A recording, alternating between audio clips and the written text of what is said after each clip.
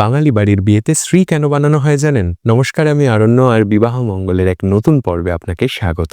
বাঙালির শুভ অনুষ্ঠানের অবিচ্ছেদ্য অঙ্গ হল শ্রী। অন্নপ্রাশন, উপনয়ন, দুর্গাপুজো, বিয়ের বরণডালা সাজানোর জন্য আবশ্যিক এক উপকরণ।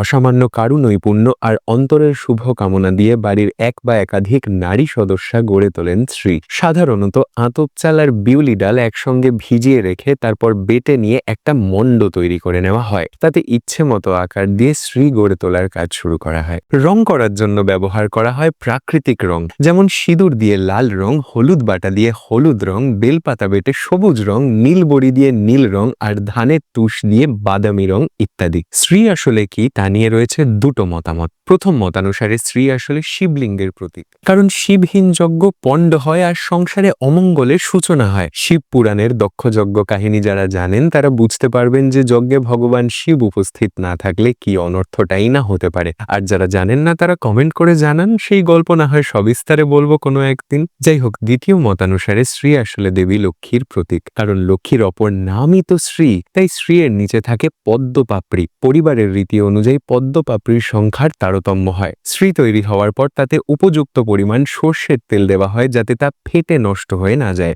লোকমুখে শ্রী শব্দটা অপভ্রংশের মাধ্যমে হয়ে উঠেছে ছিরি। তাই শ্রী তৈরির সময় শঙ্খধ্বনি আর উলুধ্বনির সঙ্গে গাওয়া হয় ছিরি গড়ার গান। মঙ্গলানুষ্ঠানে শ্রী ব্যবহারের পরে আসে তাকে বিসর্জন দেওয়ার পালা। দুর্গাপুজোর ক্ষেত্রে একাদশী তিথিতে, বিয়ের ক্ষেত্রে দিরাগমনের পরে, অন্নপ্রাশন বা উপনয়ন অনুষ্ঠানের ক্ষেত্রে 3 দিন পরে একে নদী বা পুকুরে বিসর্জন দেওয়া হয়। ঘাটে দাঁড়িয়ে শঙ্খ আর উলুধ্বনি বাজিয়ে আস্তে আস্তে শ্রীকে জলে ভাসিয়ে দিতে হয়। প্রতিটা বাঙালি পরিবারের রমণীদের মঙ্গল কামনা আর সৃজনশীলতার এক দুর্দান্ত প্রতিফলন হলো শ্রী।